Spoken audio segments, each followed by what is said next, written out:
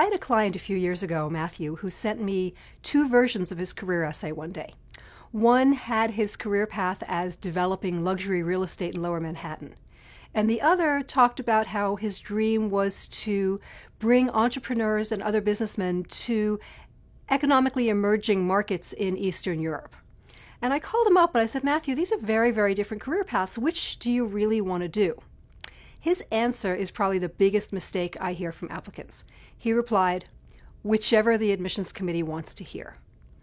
It can be very tempting as you go through the application process to try to guess what the admissions committee wants to hear. But there's no way that you'll be successful in anticipating what will make you stand out among the thousands of applicants that the school receives. The only way to really be differentiated, to stand out in this process, is to be true to yourself. Don't ask yourself, what do the schools want to hear? Ask yourself, what is it that I want to say? Write about who you really are.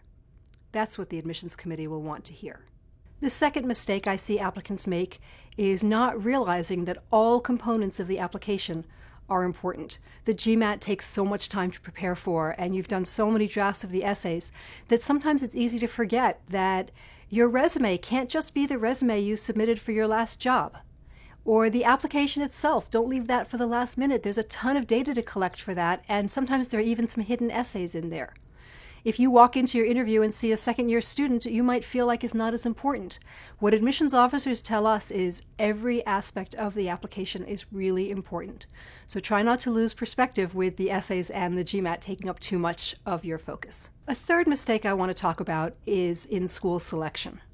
Often, applicants pick schools based on the ranking or the name brand and don't really focus on whether the school is a good fit for them. Your business school experience is going to go by so fast, so before you apply, make sure that you're applying to places that are really the best fit for you, so that from the minute you set foot on campus, you know that you're in the right place.